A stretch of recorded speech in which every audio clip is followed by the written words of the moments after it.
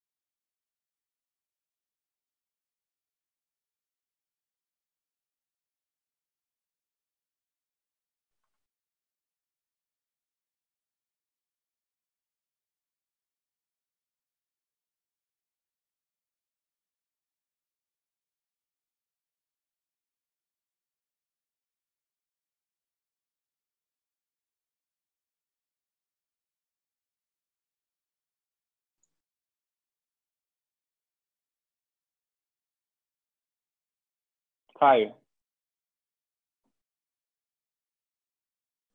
Oi, Gabriel. Com você, vai lá. Vamos lá, tinha dado mais 5 minutinhos, mas vamos lá, vamos começar então. Vamos batendo um papo tranquilo e você explicando qual é a proposta do evento, até que todo mundo entre, porque o pessoal do Facebook também já está online. Tá bom, vamos nessa então. Bom, boa noite, pessoal, tudo bem? Quem já chegou aí para o nosso primeiro diálogo para o Impacto, seja muito bem-vindo. Essa é a primeira edição com o professor Gabriel Cardoso e a gente vai falar sobre empreendedorismo e inovação social em época de Covid, né, contra o Covid, enfim, o que a gente pode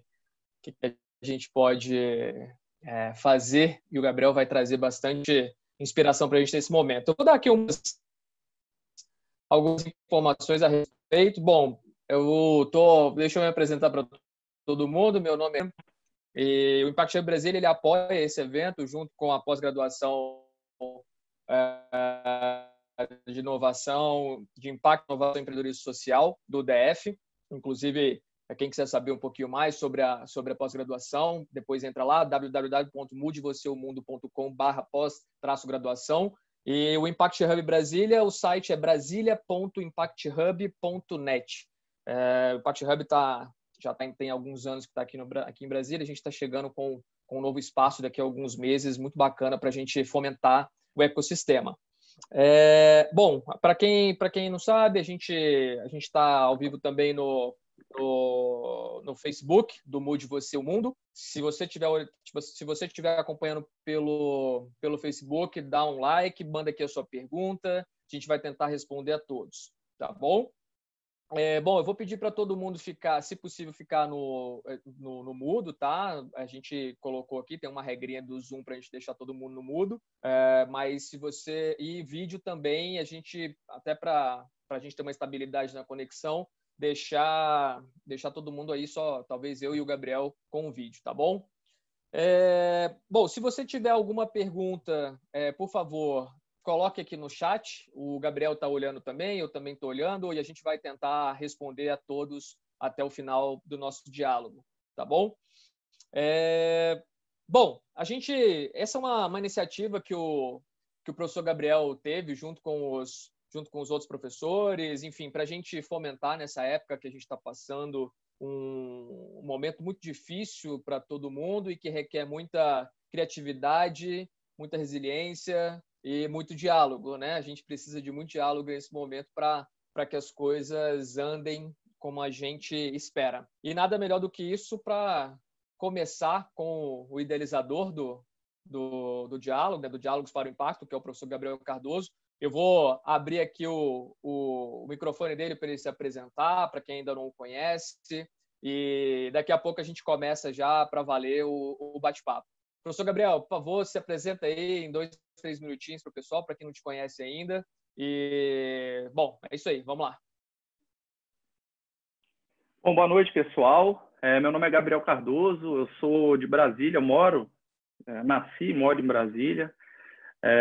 Dentre as minhas atividades profissionais, eu sou professor universitário, sou pesquisador há alguns anos, na verdade, para ser mais específico, há 11 anos. Também escrevi alguns livros a respeito de empreendedorismo social, atuo muito com empreendedorismo social, inovação social e educação empreendedora. Atualmente eu sou professor do DF, né? Sou coordenador dos programas de educação empreendedora e inovação social. O Centro Universitário DF é uma instituição de ensino superior muito tradicional aqui de Brasília, que é a nossa cidade. E lá também eu sou coordenador desse nosso curso de pós-graduação, a pós-graduação em Impacto, Inovação e Empreendedorismo Social. Então, a ideia é que hoje eu venha com um chapéu de coordenador do curso de pós-graduação, do nosso curso de pós-graduação, e de pesquisador das áreas de empreendedorismo social e inovação social, para bater um papo com vocês. A gente programou de iniciar com uma fala e que já o Caio vai conduzir, que eu vou falar em cerca de 15, 20 minutos, e depois o Caio já começa a conduzir o bate-papo a partir das perguntas de vocês e das perguntas também aí que ele elaborou. Então é isso, gente. Vamos aproveitar essa nossa 1 hora aí para que ela seja a mais rica possível para todos vocês e para todos nós. De bola, Gabriel. Bom, o pessoal está entrando ainda, tá fantástico. A gente está já com alguns participantes. O pessoal está entrando, mandando e-mail, Facebook também, a gente está acompanhando aqui. E bom, vamos lá. Gabriel, empreendedorismo e inovação social como resposta à crise do Covid-19. Queria que você falasse um pouquinho aí, você falou que 15 minutinhos vai trocar uma ideia com a gente, explanar um pouquinho o que você está pensando a respeito desse tema, e depois a gente troca uma ideia, eu e você, um bate-papo, e a gente abre para possíveis perguntas aí para o pessoal, tá bom? Beleza, combinado então. Bom, a gente talvez seja o maior clichê hoje, né? O que a gente tem mais ouvido falar é que estamos em tempos inimagináveis. Ninguém nunca imaginou esse período que a gente está vivendo. E se alguém imaginou, não passou de uma fantasia, né? Não foi algo que foi muito à frente. A gente está vivendo um momento realmente único na nossa humanidade.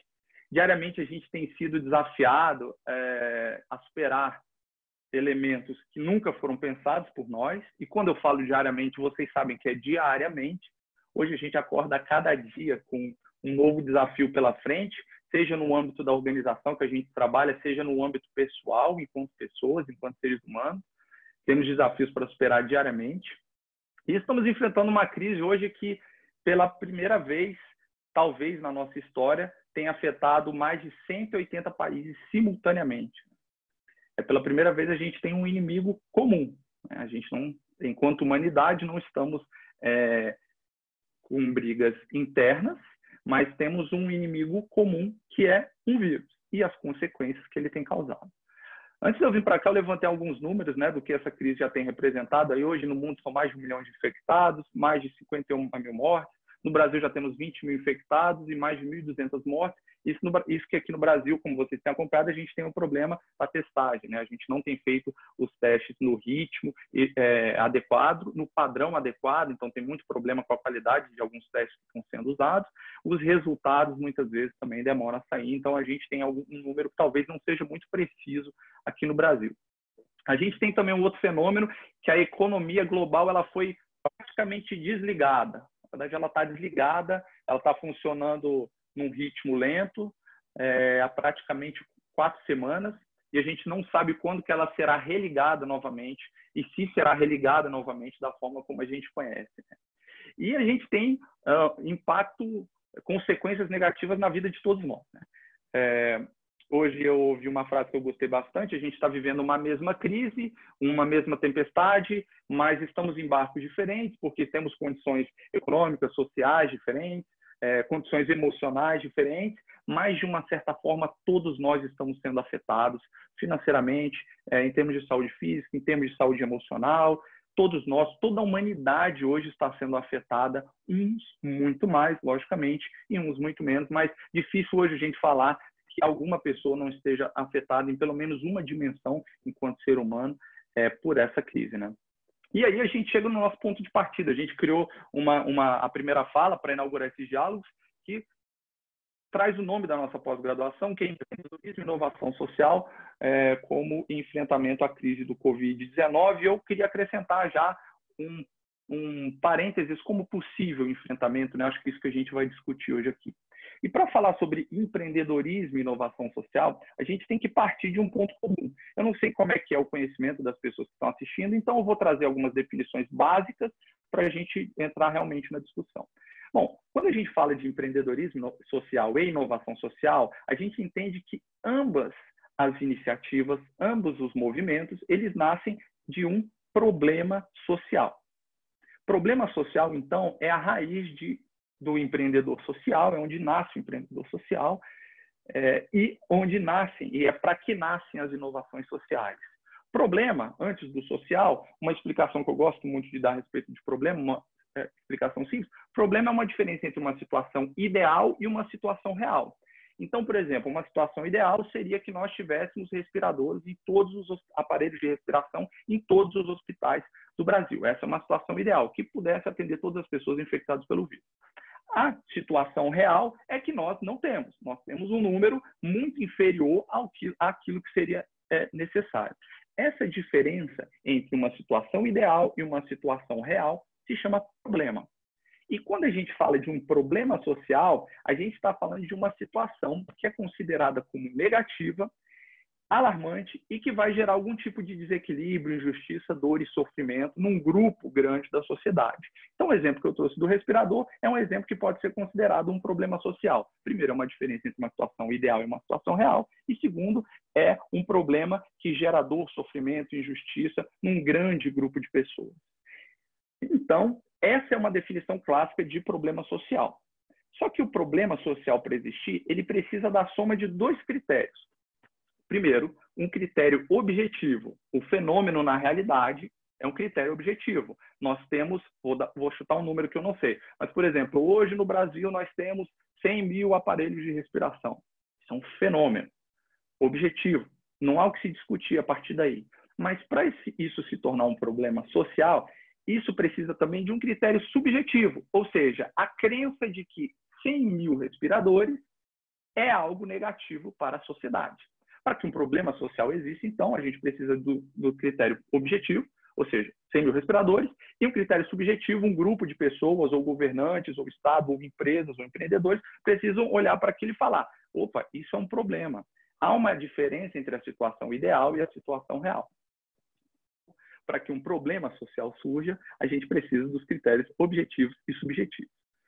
Sendo assim, quando a gente fala de empreendedorismo social, que é o tema da nossa palestra de hoje, a gente está falando de iniciativas criadas por pessoas para resolver problemas sociais.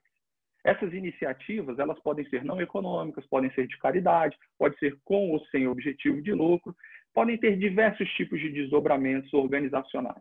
Então, a gente não vai entrar muito nessa discussão hoje de negócios sociais, negócios de impacto, organizações de terceiro setor, mas eu peguei uma definição que eu gosto muito do Muhammad Yunus, que ele diz que empreendedorismo social tem a ver com iniciativas que tenham um cunho social, que busquem resolver um problema social.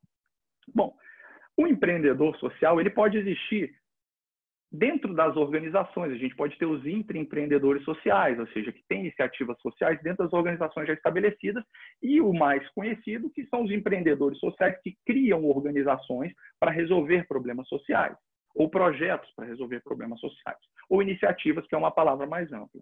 Lembrando que organização é um meio para resolver um problema e não um fim. Então, por isso que a gente não vai entrar na discussão dos tipos de organização que os empreendedores sociais criam aqui. Bom, e aí a gente chega em inovação social, né? A inovação social, retomando o problema social, é quando a gente tem uma nova solução para um problema social. Essa nova solução para um problema, ela pode ser tanto nos meios quanto no fim.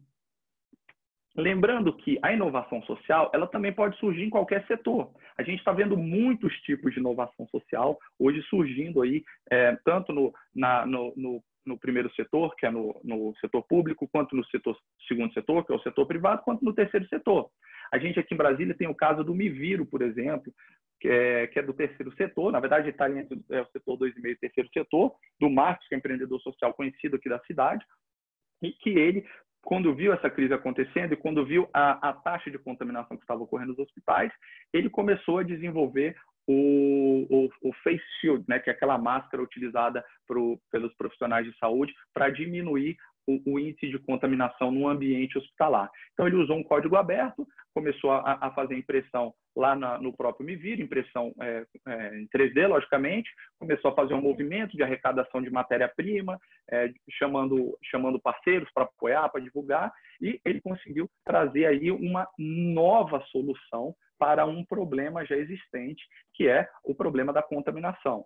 Logicamente que essa máscara ela não é totalmente nova, ela já existia, mas no contexto de uma organização do terceiro setor, mobilizando a sua comunidade para ser entregue nos hospitais de Brasília, a gente pode considerar que é uma inovação social aqui no âmbito do Distrito Federal. E o Marcos é um empreendedor social, porque ele teve uma iniciativa de cunho social. A gente não precisa discutir se a iniciativa dele gera lucro ou não, se foi de caridade, se não for. O que importa, para essa definição que a gente está utilizando na fala de hoje do Muhammad Yunus, é que a iniciativa, de fato, ela tenha um cunho social. Uma confusão que às vezes existe também a respeito de inovação social é o que são tecnologias sociais, né? Tecnologias sociais, não necessariamente elas precisam ser novas, mas elas são produtos, são métodos, processos, técnicas também criadas para solucionar algum tipo de problema social. E normalmente elas atendem alguns requisitos, como simplicidade, baixo custo, fácil replicabilidade e a possibilidade de você mensurar o impacto social. Uma confusão também que a gente faz é achar que sempre tecnologia é algo digital. Não é. Essa Face Shield que o Marcos criou é uma tecnologia social. Por quê? Porque é um produto que soluciona um problema social. E ele é de baixo custo, de fácil aplicabilidade e simples de ser utilizado e produzido. Então, esses são os 3 conceitos que eu acho que a gente pode começar aqui discutindo. E o tema da palestra, então, é empreendedorismo social e inovação social como enfrentamento à crise do Covid-19. Bom, tudo que a gente vai falar daqui para frente, a partir de agora, nós estamos entrando num mar que nós não conhecemos. E estamos usando os instrumentos de navegação que usávamos para navegar em mares anteriores. Então, a gente tem que ter muito cuidado a partir de hoje, e o tom da minha fala vai ser muito a respeito da incerteza do que nós estamos vivendo e como lidar com incerteza, muito cuidado com aquilo que nós vamos falar. Então, esse é o primeiro aspecto, né? Todo o nosso olhar e toda a nossa discussão agora vai ser a partir da nossa ótica passada, mas a gente está num momento de mudança. Então, a partir do momento que reflete e discute sobre isso, acho que também a gente deve desconfiar um pouco sobre as nossas certezas a partir dos instrumentos passados que nós utilizamos. Um outro alerta também que eu quero fazer é que períodos de grande disrupção, né, como esse que a gente está enfrentando, eles possibilitam caminhos em diferentes direções e tomadas de decisão, e novas tomadas de decisão. Então, ao mesmo tempo que esses períodos eles podem ser uma grande oportunidade de mudança para a humanidade, eles também oferecem um grande risco. Por quê? Quais são os valores que vão guiar essas novas decisões?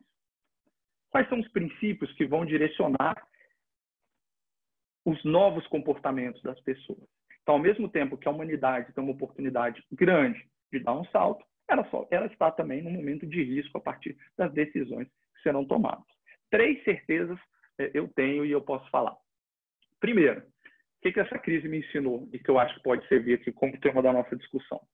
Somos mais interconectados e interdependentes do que imaginávamos. Percebam como a humanidade ela não é separada, ela é única. Como tudo aconteceu, tudo está estreitamente relacionado, se influencia e é influenciado. Essa é uma certeza que eu acho que a gente pode levar para navegar nesse novo mar. Uma segunda certeza que eu acho que a gente pode levar também é que somos mais vulneráveis do que acreditávamos. A humanidade se viu muito vulnerável perante um inimigo externo. A gente não imaginava isso. Eu acho que essa é uma certeza que a gente pode levar também, que talvez traz aí o valor da humildade enquanto pessoas, enquanto seres humanos.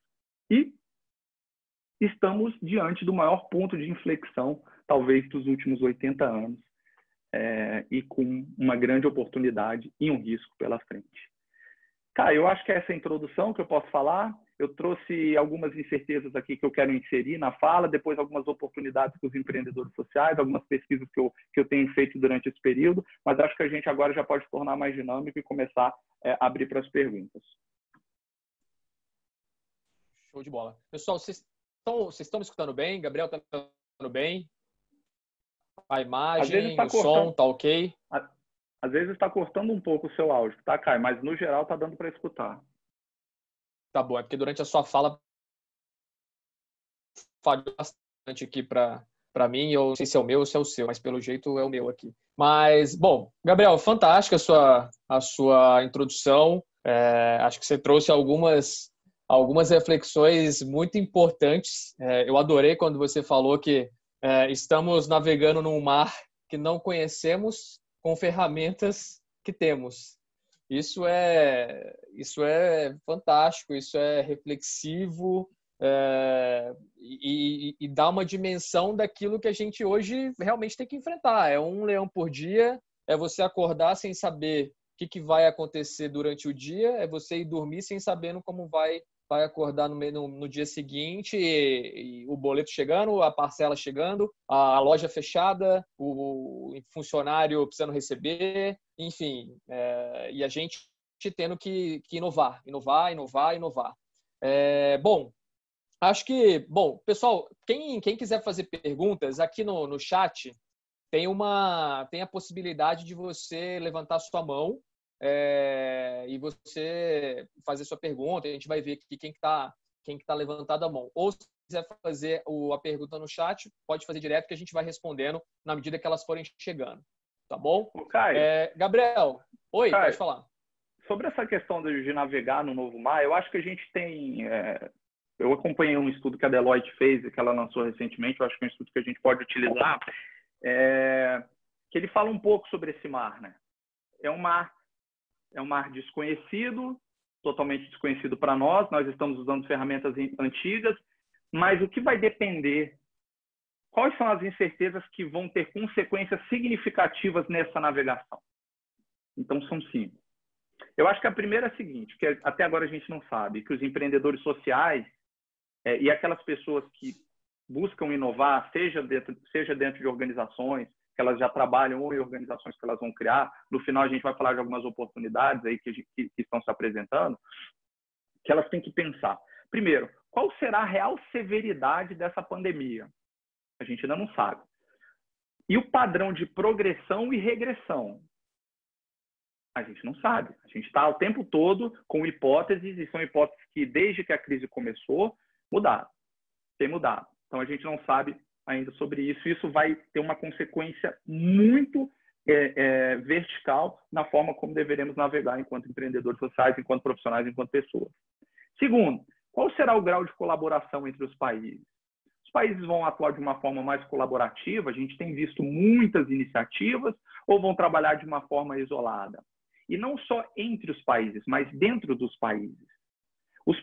Os países, dentro deles, eles vão atuar de forma mais colaborativa ou de uma forma um pouco desalinhada? Isso a gente tem visto também, não precisa ir em outro país, a gente tem visto no nosso. Terceiro, como que o sistema de saúde vai responder a essa crise? Muitas coisas estão surgindo, estão mostrando fragilidades do sistema de saúde, e muitas questões estão mostrando potencialidades do nosso sistema de saúde que a gente não conhecia, em especial dos profissionais que trabalham em saúde. Quarto, as verdadeiras consequências econômicas dessa crise, né? Será que a economia vai voltar a ser o que era? Será que o que a gente entende, as regras de econômica que vieram nos guiando nesses últimos 100, 200 anos, elas permanecerão as mesmas? E o quinto e último item, que eu acho muito importante, esse que eu acho que a gente vai detalhar aí nas próximas perguntas, e que vai facilitar a nossa navegação, qual será o grau de coesão social para enfrentar essa crise? Enquanto sociedade, iremos enfrentar essa crise ou enquanto indivíduos e grupos separados? É isso, Caio. Fantástico, fantástico. São reflexões fundamentais nesse momento. E a gente até tem conversado internamente no Impact Hubs, nas nossas conversas e reuniões, sobre a necessidade de pensar ações estruturantes.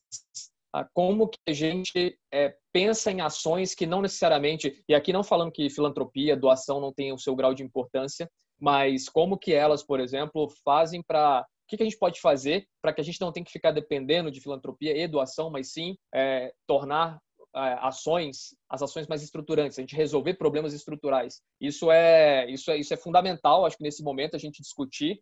É fantástico quando você vê empresas doando e a gente tendo um volume de filantropia aumentando, mas a gente tem um certo medo, um receio de que isso não suporte. Você não consegue dar vazão para isso no longo prazo. Você consegue resolver o problema de curto, não o problema de médio e longo prazo. E muito do que você falou aqui tem isso, né? Tem essa. Como é que a gente vai lidar com isso para frente? Como é que vai ser a economia depois? Como é que o empreendedor social, e aqui eu vejo uma possibilidade, e aí é uma discussão fantástica para a gente ter aqui, a gente tem um empreendedor social. E, ao mesmo tempo que você tem alguém com uma gana para tentar resolver um problema social que está aí escancarado, o Brasil, um grande laboratório para problemas sociais, como é que você tem a certeza de que economicamente aquele empreendedor social vai conseguir suportar eventualmente uma crise ou uma próxima crise? Será que o mercado está pronto para a solução que ele está trabalhando? Enfim, ou será que a gente vai ter que continuar da forma como está e as coisas vão ter que piorar para eventualmente a gente ter que resolver isso no futuro? Enfim, são reflexões fantásticas mesmo. Assim, a gente tem a questão dos países que você trouxe. A gente teve recentemente questões de nacionalismo exacerbado, né? De não fecha a fronteira, não deixa ninguém entrar, cada um no seu quadrado. Situações não teve prova ainda, mas de que os Estados Unidos estava entrando no meio de negociação de compra de equipamentos de França, Brasil e mais alguns países. E como é que você lida com isso no meio de uma pandemia, né? E como é que isso reflete depois numa relação comercial futura? Enfim, são reflexões fantásticas. O diálogo aqui tá bacana. E aí eu queria abrir, acho que a gente pode abrir para pergunta, Gabriel? Claro, com certeza. A melhor parte, eu acho, é a pergunta, né? Que as pessoas querem ouvir, não o que eu quero falar. Legal. Exatamente, também. Bom, pessoal, se alguém quiser fazer uma pergunta, pode colocar no chat aqui a pergunta que quiser. A gente está aberto, a ideia aqui sem muitas formalidades e tentar fazer o diálogo acontecer. Aproveitando enquanto as pessoas fazem as perguntas, Caio, eu acho que nesse momento deve haver uma articulação dos setores. Não vai ter não existe herói empreendedor social para corrigir problema sistêmico. O que a gente tem é uma crise sistêmica, é um sistema que está apresentando os resultados, não são resultados não esperados, né? São resultados naturais pela estrutura que esse sistema foi criado, foi cultivado. Então, dificilmente a gente vai ter o empreendedor social herói. O empreendedor social já era assim antes, eu acho que daqui para frente mais ainda, ele vai precisar de uma atuação em rede muito forte, vai precisar atuar articulado com o primeiro setor, com o apoio do Estado. A gente tem visto muitas iniciativas dos governos estaduais e do governo federal e dos municipais também para incentivar. O empreendedor ele tem uma agilidade maior, ele consegue testar, prototipar e testar inovação, assim como as universidades também estão conseguindo trabalhar muito a respeito da inovação. Então, a minha visão é uma visão assim que ele não vai ter certeza, a gente cada vez mais não vai ter certeza. Aliás, eu não tenho nenhuma certeza sobre esse cenário. A gente faz hipóteses, a gente gera hipóteses e reflexões aqui, mas o que eu vejo é que nunca teve o empreendedor social herói. Vai ter um empreendedor social articulado com um Estado forte, articulado com um segundo setor que não seja, que adote paradigmas como o capitalismo consciente, que tem uma responsabilidade social enraizada, com uma sociedade civil engajada, forte, atuante, que eu acho que é uma coisa que a gente não tem, mas que essa crise está trazendo para o Brasil, né? A gente está vendo muitas pessoas da sociedade civil se organizando e se engajando, muitas iniciativas bonitas, o que é muito bom, né? E eu acho que é dentro de um ecossistema desse que a gente consegue construir um novo ecossistema. Mas eu não vejo soluções isoladas. Acho que tem pergunta aí, né, Caio? Bom, ainda não. O pessoal está meio... O pessoal está meio tímido, Bom, ainda então, não colocou uma pergunta aqui. Mas eu vou trazer uma para você. Vai lá, pode fazer, cara. Não, eu queria trazer uma reflexão aqui que você colocou. Você usou aí uma expressão que eu acho que vai ter bastante discussão sobre isso no futuro, que é o Estado forte. Você falou o empreendedor social e com o apoio de um Estado forte. Como que você acha que qual você acha que vai ser a ação ou como teria que ser a ação do Estado a partir do momento que a gente está hoje? Como vai ser o futuro da ação do Estado nos negócios, no empreendedorismo, na economia? Enfim, a gente tem uma discussão, existia uma discussão, beleza, liberal, agora a gente tem uma necessidade do Estado intervir fortemente, senão tudo quebra. Como que você vê isso na ótica do empreendedor social? Sabe, essa crise ela tem me ensinado muito, né? E uma das coisas que ela tem me ensinado é a rever as minhas certezas. Eu sempre fui um liberal muito convicto, né? E o que essa crise me mostrou é que nesse momento a total liberdade ela talvez não desse as respostas que a gente está precisando agora. E quando eu falo Estado forte, eu não falo de um Estado pesado, que nós temos hoje. O Estado forte é um Estado que dá liberdade para a sociedade civil, ele dá liberdade para o segundo setor, ele incentiva a liberdade da sociedade civil, não só dá liberdade, mas incentiva a sociedade civil, incentiva o segundo setor e atua com bastante eficiência, onde ele é necessário, onde ele é fundamental. Então, a gente tem, por exemplo, o caso de um ministro que é reconhecidamente liberal, nosso ministro da Economia, e que ele está tendo que tomar medidas muito distantes da cartilha, pelo menos a maior parte das medidas da cartilha dele. Então, talvez são porque essa questão de liberal ou não, Estado assim, Estado assado, isso tudo são os instrumentos que a gente usou para navegar até aqui. E aí, quando a gente fala de navegar no novo mar, esses instrumentos, não tem como a gente usa para a primeira reflexão, mas a gente tem que gerar novos instrumentos para navegar. Essas divisões que existem, não sei, eu acho que é o momento da gente colocá-las à prova, né? Colocá-las à prova. Eu tenho muito amigo liberal, assim, estou conversando com muitos amigos liberais, que em alguns aspectos, eles, lógico, eu continuo liberal, eu na maior parte, eu continuo liberal, mas em muitas coisas eu estou revendo aquilo que eu acredito. Legal. Bom, tem a pergunta do Rui. O Rui faz uma pergunta. O negócio social teria como foco principal as pessoas? O Rui, é o seguinte, negócios sociais ou negócios de impacto, eles têm um duplo ponto de partida. O primeiro ponto de partida é resolver um problema social. E quando a gente resolve um problema social, o nosso foco são as pessoas, porque são as pessoas que sofrem de um problema social. Sofrem por um problema social. Só que o segundo item do ponto de partida dos negócios sociais e dos negócios de impacto é que eles precisam ter sustentabilidade financeira. Ou seja, eles não podem sobreviver, eles não podem gerar impacto social a partir de doações. Eles precisam gerar mecanismos para que a sua sustentabilidade financeira garanta a independência e garanta o impacto social. O que é diferente, por exemplo, das organizações do terceiro setor. E eu não estou fazendo aqui um juízo de valor do que é melhor ou pior, não. Muito pelo contrário, todos têm um papel, e mais do que nunca nesse momento.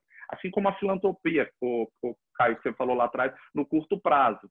não tem tempo agora. Muitas pessoas, elas precisam de dinheiro, de comida. Não tem como criar um negócio, testar ideia, validar, não tem tempo. Então, é dinheiro e comida na mão dessas pessoas, é caridade, é filantropia. Mas o negócio social, Rui, voltando à sua pergunta, ele sim tem um foco nas pessoas, mas porque ele resolve um problema social, mas ele precisa também ter uma sustentabilidade financeira. Legal. E ele complementou depois a pergunta aqui. Ele colocou: o negócio social teria como foco principal as pessoas ou poderíamos pensar em como salvar pequenas empresas? Eu acho, uma coisa não exclui a outra. As pequenas empresas, elas podem ser de dois tipos. Elas podem ser empresas tradicionais, que têm fins lucrativos, e podem ter pequenas empresas sociais ou pequenos negócios sociais, que tem esse duplo ponto de partida que eu expliquei. Então, quando você pensa em ações de um governo para salvar as pequenas empresas ou ações da sociedade civil organizada, compre do comerciante local, são ações nossas, enquanto cidadãos. Compre do comerciante local, nós estamos fazendo esse movimento para salvar as pequenas empresas, sejam elas tradicionais ou sejam empresas sociais, negócios sociais. Excelente, excelente. A Lícia Maria, eu acho que é Lúcia, né? Ou é Lícia mesmo? Desculpa, Lícia, eu acho que é Lícia. Bom, realmente, a Lícia colocou uma parceira do Impact Hub. Ela está fazendo aqui uma observação. Ela coloca aqui: uma parte ela tem uma empresa que chama Bandeira Habitação Possível, e ela fala: uma parte considerável do nosso trabalho depende de parceiros e empresas que estão passando pelas mesmas ou situações até piores que a nossa empresa. Como manter um diálogo positivo e motivador para manter nossa atividade viva na memória dos parceiros e clientes em tempos tão difíceis? Que pergunta, hein? Essa pergunta, Ulisses, eu acho que a sua pergunta é uma daquelas 5 incertezas que eu falei há um tempo, há uns 10 minutos. Qual será o grau de coesão social para resolver essa crise? E mais, uma afirmação que eu fiz das 3 certezas: estamos num ponto de inflexão da humanidade que vai depender dos valores que a gente adotar. Então, como que isso vai ser mantido, vai ser construído por nós agora. Não existe como dar uma resposta, mas eu acho que a reflexão que nós precisamos ter é que valores, que práticas são necessárias para que nesse novo cenário nós possamos manter aquilo que era saudável e positivo anteriormente, que foi essa questão que você colocou. Eu acho que essa é a inflexão, essa é a grande inflexão, que o empreendedor social vai ter que, mais uma vez, trabalhar na criação, num estado de adaptabilidade contínua. Se o empreendedor social, se o empreendedor tradicional precisava estar se adaptando, lidando com mudança continuamente, agora mais do que nunca, né? A gente tem visto na pele o quão estressante e o quão real é a mudança que tem ocorrido na nossa frente e que a gente precisa se adaptar. Mais cedo a gente estava brincando aqui com o Caio, né? As pessoas precisaram se adaptar a esse tipo de comunicação que a gente está tendo hoje. De uma hora para outra. Teve até memes aí rolando, as pessoas que fizeram lives, aí o cara foi no banheiro e deixou o live ligado, outros apareceu de cueca e tal. Então, são humanos se adaptando ao que está surgindo. Então, acho que mais do que nunca, Ulisses, é uma pergunta que eu te devolvo, né? Como manter esse diálogo positivo? Eu acho que é mais uma solução que você, enquanto empreendedora social, vai precisar desenvolver nesse mar de incertezas. Show de Não sei se eu bola. respondi a sua pergunta, Thalissa. Qualquer coisa você complementa lá no chat, por favor. Inclusive, se me permite, Lícia, eu acho que boa parte dessa sua pergunta, da sua reflexão, ela traz uma necessidade do senso de comunidade, da rede se ajudando, da rede trabalhando em conjunto, da rede colocando as suas dores e cada um tentando ajudar o outro a resolver o seu problema, ou dando ideias, ou colocando em conexões, ou fazendo networking, enfim, o que for necessário para que a rede, para que a comunidade se sustente. Eu acho que mais do que nunca, o senso de comunidade, que dentro do Impact Hub a gente tem como algo tão forte, tenha que acontecer. Tá? Então, mas é uma pergunta difícil, é algo difícil, é uma reflexão fantástica. O Jorge concorda com o professor Gabriel quando diz que um Estado forte é necessário diante de tantas mazelas sociais. Eu tendo a concordar, sim, com o Jorge e com o professor Gabriel. Só uma observação. Eu acredito que nós não temos um Estado forte, nós temos um Estado pesado, inchado e ineficiente, que é muito diferente do Estado forte. Um Estado forte, por exemplo, a gente pega os países da Escandinávia, que tem... Eles são... tudo funciona. Eles precisam encontrar alguns problemas sociais lá para terem. Eu tive uma experiência na Finlândia, de estudar lá um tempo, e a gente vê que os problemas sociais deles são problemas, por exemplo, de divórcio, problemas de alcoolismo, que são problemas sociais graves, importantes, mas que, se comparado com os problemas sociais que os brasileiros enfrentam, talvez eles digamos que eles teriam uma prioridade menor no nosso critério subjetivo de interpretá-lo. Desculpa, Caio, te interrompi. Não, de forma alguma. É um diálogo aqui, é exatamente isso. A gente tem que trocar essa ideia e quando for pertinente, um complementar o outro. A Márcia Rodrigues, ela tem uma fala importante aqui, que é: ao longo das nossas aulas como professores, falamos tanto em interdisciplinariedade e transdisciplinariedade. Como você prospecta esse nosso discurso entre os países em relação aos negócios sociais e à reabilitação da economia? Márcia, primeiro, legal que nós temos aqui uma professora também, fico feliz com isso. A gente tem visto no nosso país, fora a questão política, que tem dado um enjoo muito grande, assim, nós somos um país que, além de estar enfrentando todas essas mazelas na economia, na saúde emocional, a gente está tendo que enfrentar ainda uma crise política. Isso tem sido difícil. Mas o que nós vimos foi uma discussão que não leva em consideração a interdisciplinaridade e a transdisciplinaridade, ou seja, nós vimos discursos unidimensionais de cada lado. Um lado falando que tem que cuidar da saúde, o outro lado falando que tem que cuidar da economia. Sendo que, como você bem colocou, Márcia, não existe a solução de um problema social de forma unidimensional. Os problemas sociais, eles são... Estou pegando aqui o outro que está acabando a bateria. Os problemas sociais, eles precisam de soluções multidimensionais, soluções interdisciplinares, que tragam diferentes perspectivas.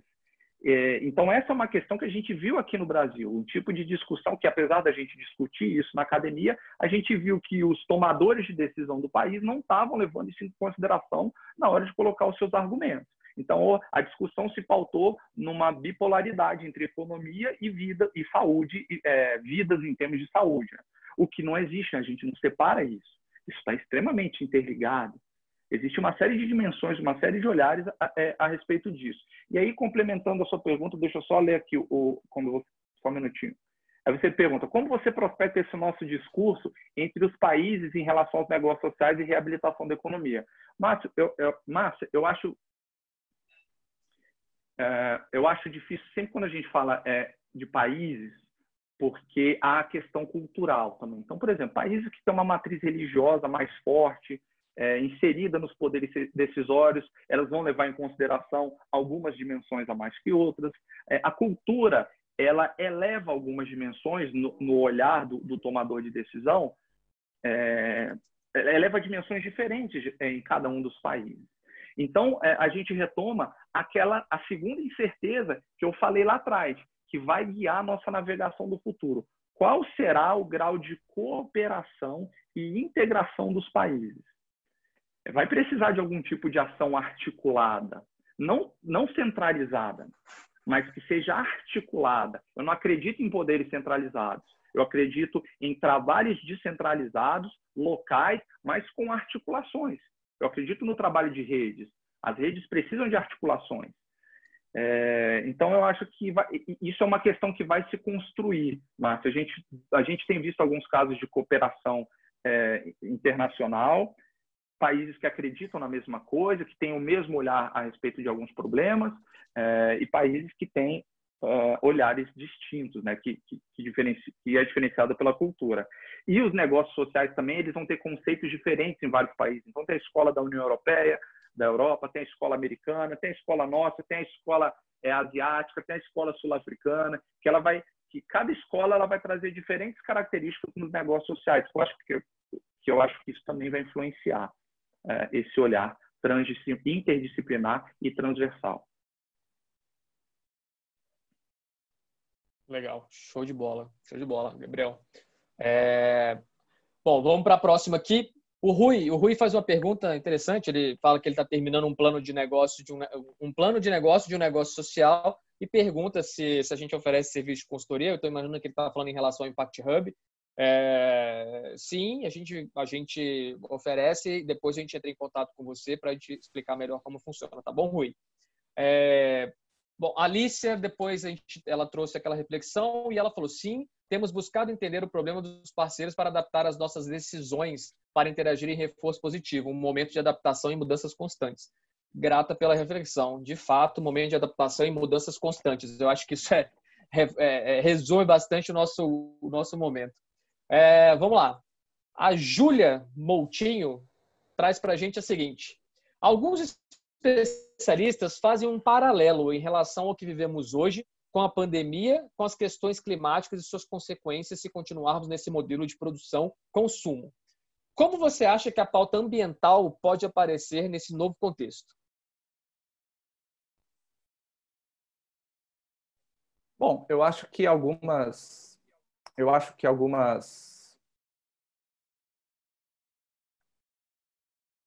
consequências dessa nossa mudança drástica de comportamento já foram vistas claramente na natureza. Então a gente vê, por exemplo, a minha mãe mora na Asa Norte e aí agora todo dia aparecem tucanos lá na janela dela. Tipo, uma coisa assim que é difícil da gente ver, né? A gente tem visto cidades em que a poluição, você não tem mais poluição, rios que estão claros, etc, etc, etc. Então a gente já vê algumas consequências. Mas eu gosto de tomar muito cuidado para não entrar num outro polo da discussão. Por isso que eu pensei muito assim antes de responder. Que é assim, o ser humano faz mal, o ser humano é o problema da humanidade, né? Que é o outro polo. A gente tem o polo das pessoas que falam que a natureza é um depósito, um lugar para se retirar e se depositar lixo, e tem nesse contínuo outro polo que fala o ser humano o ser humano é um vírus que estraga o planeta, ele é responsável por todo o mal. Eu não acredito em nenhum desses polos. Eu acredito num caminho do meio, aí num algo um pouco mais intermediário. Eu acho que alguns comportamentos que nós temos, eles geram danos muito grandes na natureza. A natureza tem que ser respeitada. A gente tem visto essas alterações climáticas, a gente tem visto uma série de outros problemas locais acontecendo.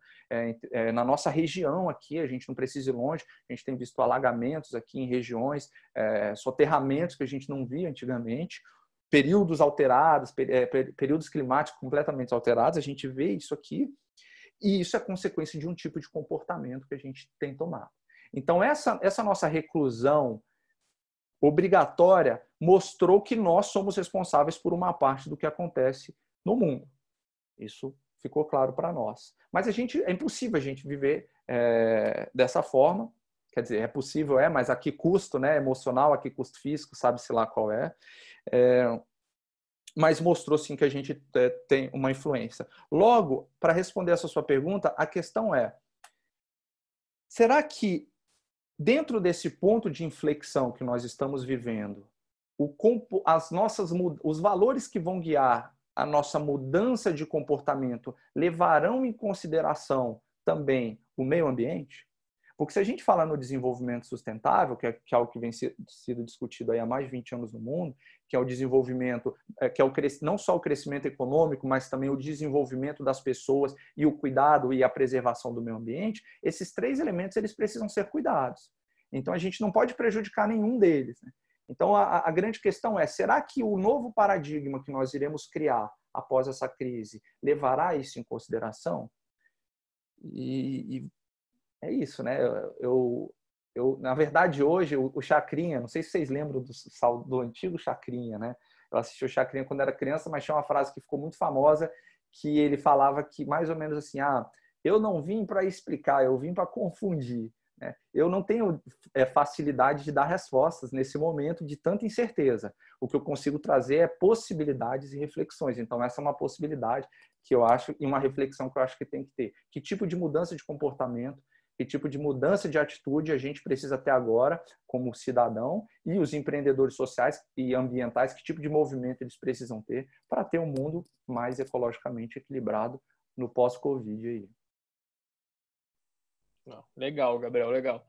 De fato, a relação da pandemia e as questões climáticas, a gente vê o resultado na rua do que está acontecendo, o tucano aparecendo, bicho que a gente não via, animais que a gente não via aparecendo, enfim, poluição diminuindo, mas eu não sei se dá para fazer é temerário talvez fazer uma relação direta disso, e, enfim, talvez a gente tenha que conversar mais sobre a respeito do desenvolvimento sustentável mesmo, né? Como é que a gente não esquece de nenhuma das partes? Acho que isso é um bom tema para um próximo diálogo. Inclusive, assim, na nossa programação nós já temos vários temas aí que até junho nós temos um encontro desse por semana, e aí vão vir outros professores da nossa pós-graduação. O Caio já vai falar dos 2 próximos encontros, e aí depois dessa agenda a gente já vai começar a incluir novos temas. Então, a partir das perguntas e das dúvidas que vocês vierem trazendo, a gente vai trazer professores da nossa pós-graduação ou especialistas da nossa rede para falarem aqui com vocês também. Então, dúvidas mais específicas, por exemplo, na área do meio ambiente, desenvolvimento sustentável, a gente traz também aqui para o nosso papo. Nossa rede é muito grande, muito forte. Então, essa é a vantagem de trabalhar em rede, né? E a rede, ela quer se ajudar. Então, a gente consegue fazer isso aqui com vocês. Isso é verdade. Bom, legal. Vamos lá. Vamos seguindo aqui. O Jorge, ele faz um comentário a respeito lá do Estado Forte, que ele entendeu a visão do professor Gabriel sobre Estado Forte, e depois ele traz uma seguinte reflexão. O mundo inteiro despertou para a dependência que os países têm da China. Investir no setor industrial seria um caminho? Mesmo os pequenos e os negócios de impacto social possuem chance nesse caminho? É uma boa reflexão, Gabriel. De fato, quando você fala de indústria, muitas vezes a gente não consegue relacionar a indústria com o negócio social. E talvez aqui a gente tenha que inovar de certa forma, talvez até na indústria, para tentar trazer um negócio social, como o Me Viro, por exemplo, que a gente falou aqui. E talvez lá na frente, se o Me Viro se tornar uma indústria, por exemplo, com certeza é uma indústria que começou como um negócio social. Você escalar negócios sociais a ponto em que eles se tornem uma indústria de massa não é simples, né? Os casos, se a gente está trabalhando num ambiente completamente novo, que são dos negócios sociais, negócios de impacto, imagina, então, os negócios de impacto que escalaram a ponto de se tornar uma indústria. E será que quando eles se transformam numa indústria tradicional, eles continuam sendo de impacto? Então, essa é uma discussão que existe aí a respeito disso. Sobre a pergunta, né, que o mundo despertou para a dependência que os países têm da China, eu acho que o mundo, eu acho que primeiro a gente despertou para a nossa interconexão e interdependência. Não só da China, né? Alguns países, em termos de decisões governamentais, optaram por criar balanças comerciais, criar parcerias estratégicas mais fortes com países como a China. E a China ela desempenha isso muito bem no mundo. E é difícil falar, é difícil até a gente pensar num mundo em que os países abram mão, né, dessa relação com a China num curto e no médio prazo. Se a gente fala de industrialização, que foram algumas estratégias criadas na história do Brasil de industrializar o país, e se a gente estudar a história econômica brasileira, a gente vai ver que tivemos 2 ou 3 momentos de incentivo à industrialização. Isso não ocorre do dia para a noite, né? Isso demora um tempo grande e a gente não sabe como isso vai funcionar a partir dessa interconexão que existe entre a economia, né? Como que o país ele abre mão da sua relação com a China, sendo que a China representa um grande percentual da economia daquele país. A gente viu hoje que muitos países, inclusive por suas matrizes ideológicas, estão, digamos que, revoltados com algumas posturas que o governo chinês teve durante essa crise, mas mesmo assim eles estão... eles necessitam de apoio. Apoio, e digo mais, quem foi que fez a pergunta? Foi o Jorge, né? E digo mais, Jorge, não só a dependência da indústria, a dependência do conhecimento. O conhecimento que veio da China para reposicionar os países, para enfrentar a Covid-19, seja o conhecimento verdadeiro ou aquilo que foi fake, aquilo que não funcionou, isso foi muito e tem sido muito importante para os países. Então, é difícil hoje da gente falar de despertou para essa dependência. Eu acho que os países sempre foram conscientes dessa dependência. Não há país que viva hoje separado, né, do mundo. Existem um ou dois, 3 ou 4 países, eu acho, que estão isolados parcialmente do resto do mundo, e a gente não sabe nem o que acontece neles, né? Então, essa pergunta, Jorge, eu também não consigo responder. Eu sou chacrinha. Bom, ele acabou de fazer um comentário aqui no chat que de fato é difícil imaginar os países abrindo mão da China no curto e no médio prazo. É difícil mesmo. O Brasil vira e mexe, a gente de vez em quando briga, provoca algumas crises diplomáticas, mas no final das contas a gente tem que ir lá e falar assim, putz, a gente, querendo ou não, é um dos nossos top 3 compradores ali, a gente não pode brigar muito com eles. Então, enfim, é uma dependência, isso é fato. E como resolver isso no curto prazo, não sei se há uma resposta para isso. Eu acho que a pergunta dele está ligada com aquela observação da Alicia, um pouco mais atrás, né, do olhar interdisciplinar e transversal dos países a respeito dos negócios sociais e das soluções para essa crise. Quando eu respondi da questão cultural, é muito difícil, né? Hoje a gente fala, a China é um país que tem digamos que um capitalismo peculiar, com poder centralizado, que diz o que pode, o que não pode, que informação pode circular e que não pode, e a gente virar e falar, isso não é o certo, né? O certo são os nossos valores. Ok, a gente vai seguir os nossos valores, mas é difícil o que a gente está vivenciando hoje é isso, é a nossa interdependência. Quando falo interdependência, olha, esse país é diferente e eu preciso aceitar isso e preciso lidar com isso. Não tem como eu mudar. Interdependência é isso, não é a gente mudar as relações da rede, mas a gente saber conviver com essas relações. Eu não quero fazer juízo de valor, né, do que a China é isso talvez eu faria num bate-papo particular, mas a constatação é essa constatação que a gente fez aqui na conversa. Há uma interdependência enorme e difícil de se abandonar nesse momento. Eu não consigo imaginar um futuro em que há separação de comércio, de contato dos países. E nem vejo isso como saudável. Bacana, Gabriel.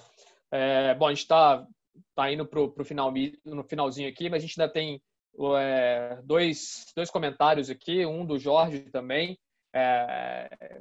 Ele coloca que ele gostou da explicação conceitual, deixa eu ver aqui, cadê?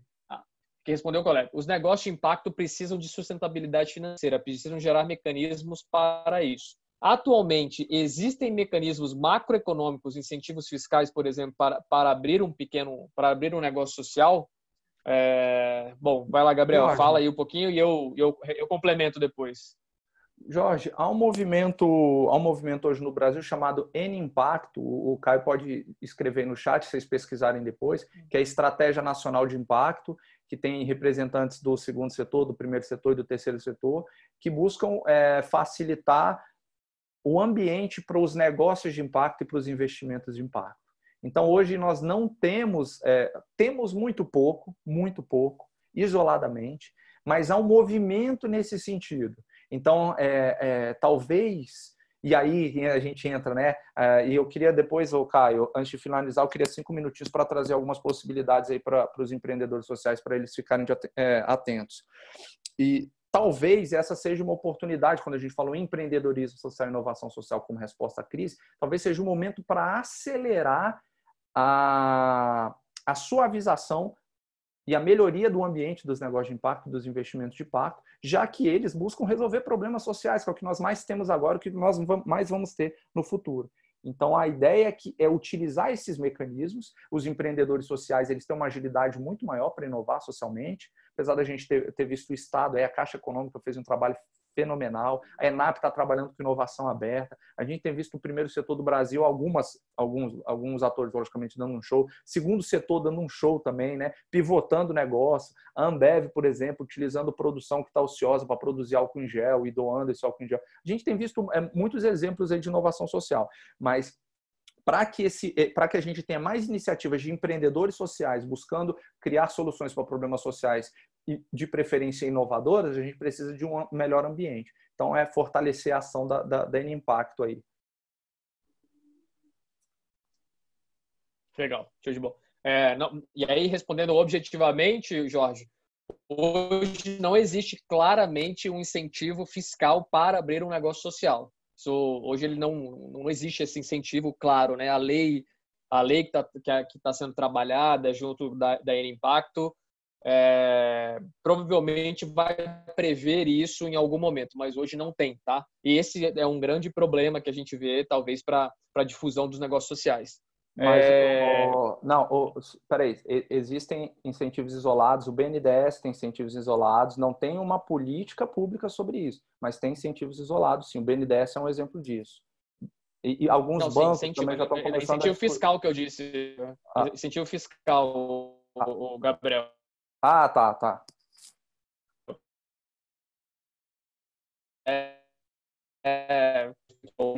Nesse sentido. Bom, a Júlia Moutinho, ela traz aqui, realmente o momento é de fazer esse movimento, seria muito interessante ter um diálogo a respeito de sustentabilidade e empreendedorismo sustentável. Gostaria de acompanhar. Então já temos uma indicação de próximos diálogos, necessariamente diretamente ligados aos outros pilares de sustentabilidade. Continuarei acompanhando. É isso aí, Júlia. A gente vai anotar e muito provavelmente teremos esse diálogo e você acompanha aí as redes que provavelmente lá em junho, talvez julho, a gente consiga colocar no ar essa pauta, tá bom?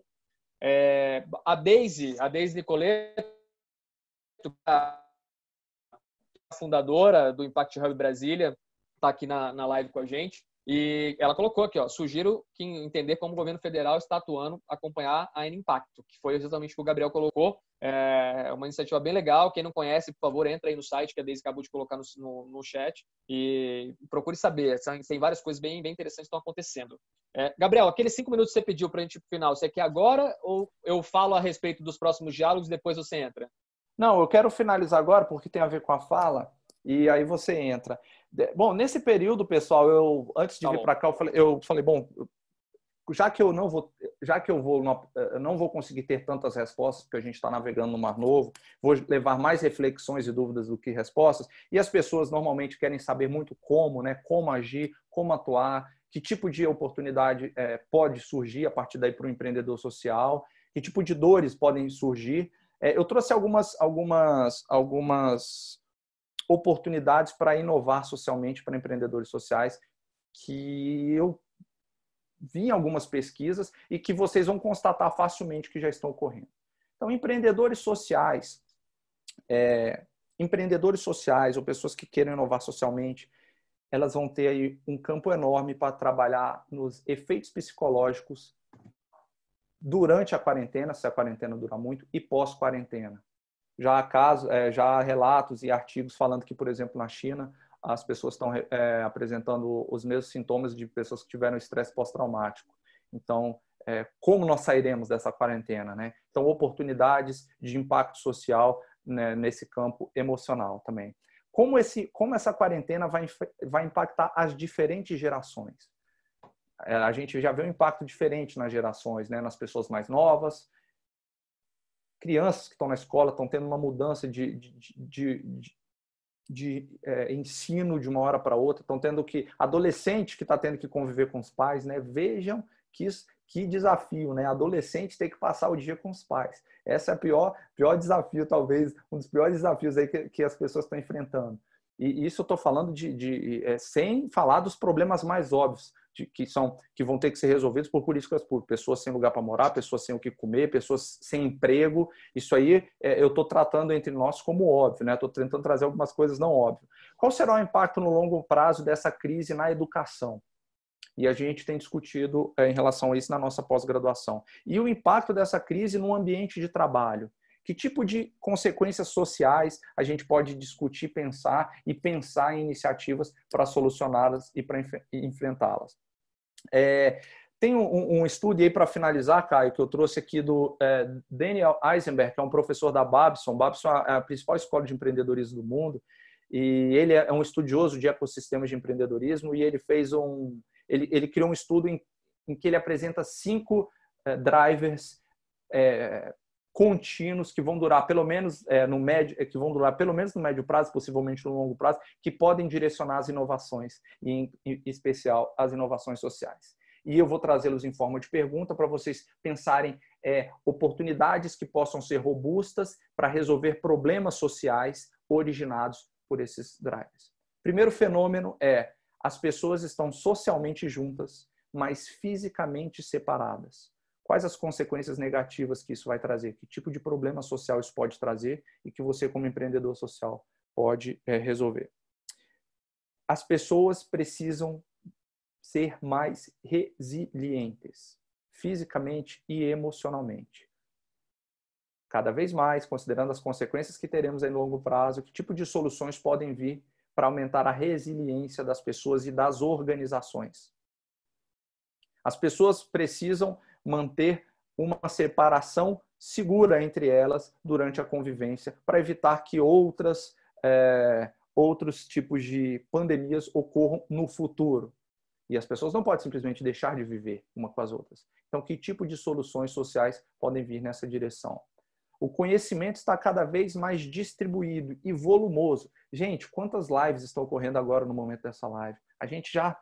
É difícil, né? Live, material grátis, curso grátis. E o conhecimento está distribuído. Como gerenciar esse conhecimento distribuído, essas informações, distribuídas, e transformá-las em conhecimento útil no momento adequado em que precisamos? Temos mais uma oportunidade. E a última que ele coloca é a casa como centralidade da sociedade, né? A gente teve sociedades centralizadas pelas empresas e ele traz uma possibilidade das residências passarem a ser os centros das casas, a depender da mudança do mercado de trabalho. Então, são essas 5 direcionadores, 5 drivers aí que ele traz, que podem gerar robustas oportunidades de gerar impacto social. É isso, Caio. Pode finalizar agora. Show de bola. Gabriel, só me diz uma coisa. Eu caí aqui por 2 minutos. Na hora que eu voltei, o meu chat ficou em branco. Tem alguma pergunta que saiu depois? Não, o pessoal está só sentindo sua falta aqui. Não, voltei. São muitas lives nesse momento. Pode finalizar, Caio. Já foi aqui. Pessoal, eu preparei como se fosse um e-book, né? Uns slides dessa fala, com esses principais pontos, e as pessoas que estão cadastradas no mudevoseumundo.com/diálogos, que é essa live aqui, as pessoas que estão com e-mail cadastrados lá, elas vão receber esse material. Quem entrou pelo Facebook e quiser receber esse material, se cadastra lá, mudevoseumundo.com/diálogos, que vai receber o material com as fontes dos estudos utilizados, os conceitos e por aí vai. Legal. Muito bacana.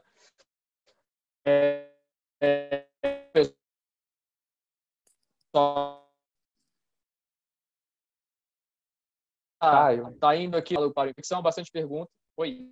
Caio, você está cortando muito. Vamos fazer o seguinte, tenta mais uma vez, e aí se você continuar cortando, aí eu finalizo falando dos próximos lives. Pode ser?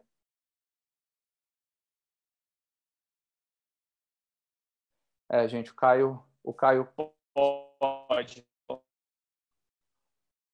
Então, o Caio, escreve no chat algumas questões aí que eu vou finalizar. Então, tá ruim ainda? Alô? Tá muito ruim, Caio. Tá muito ruim, eu vou assumir. Bom, gente, então é o seguinte... Fala os próximos slides, os próximos... é o seguinte, gente, agora nós teremos outros webinars que já estão marcados. Então, se vocês entrarem nesse mesmo link que eu falei, mudevoceumundo.com/diálogos, vocês têm toda a programação. Na próxima semana, quem vai estar falando aqui conosco, e eu vou conduzir essa entrevista, vai ser o Fábio Deboni, no Instituto Sabin e Intraempreendedor Social. Ele vai falar um pouco sobre o ecossistema de impacto em relação a essa crise. O Fábio é um convidado muito especial, ele é professor do nosso curso de pós-graduação, ele vai estar aqui contribuindo conosco também. Na outra semana, aí nós vamos ter a Deise Nicoleto, que também estava participando hoje aqui do nosso chat. A Deise, ela é fundadora do Impact Hub Brasília e ela vai trabalhar a temática do poder coletivo em tempos de mudança. Você quer falar, Deise?